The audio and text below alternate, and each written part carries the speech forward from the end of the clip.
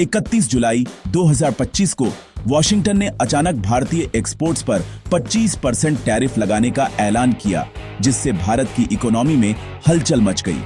यह बड़ा कदम, जो ग्लोबल टैरिफ सुधार का हिस्सा है, $131 बिलियन से ज्यादा के ट्रेड रिलेशनशिप को खतरे में डाल रहा है। यह टैरिफ एक टैक्स की तरह काम करता है, जिससे अमेरिकी मार्केट में भारतीय सामान कम कॉम्पिटिटिव हो जाता है।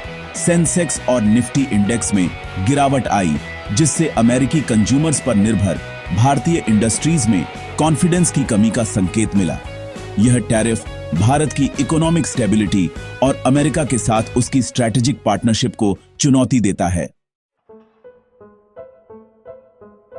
25% का टैरिफ भारत की एक्सपोर्ट इकोनॉमी को बुरी तरह प्रभावित करता है, खासकर फार्मास्यूटिकल्स, टेक्सटाइल्स और आईटी को।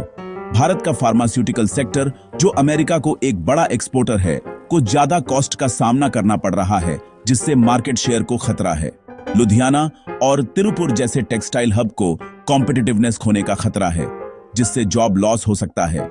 इन्फोसिस जैसी बड़ी कंपनियों वाले आईटी सेक्टर में कॉस्ट बढ़ सकती है, जिससे अमेरिकी क्लाइंट्स दूसरे ऑप्शंस देखने पर मजबूर हो सकते हैं।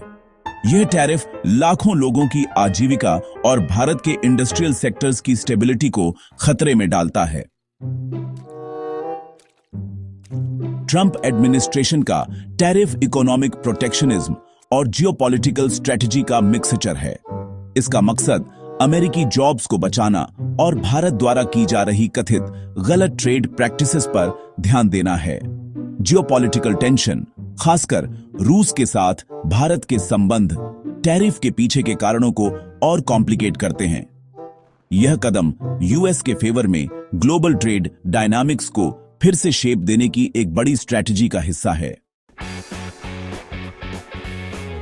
टैरिफ का मानवीय नुकसान बहुत ज्यादा है।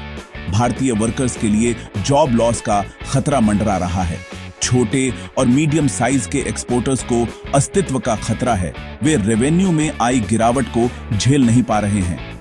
अमेरिकी कंज्यूमर्स को भारतीय सामान के लिए ज्यादा कीमतें चुकानी पड़ सकती हैं, जिससे इन्फ्लेशन बढ़ सकता है।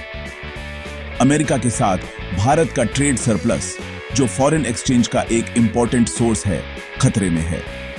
यह टैरिफ एक डेवलपमेंटल चैलेंज पेश करता है, जो भारत की इकोनॉमिक प्रोग्रेस को खतरे में डालता है।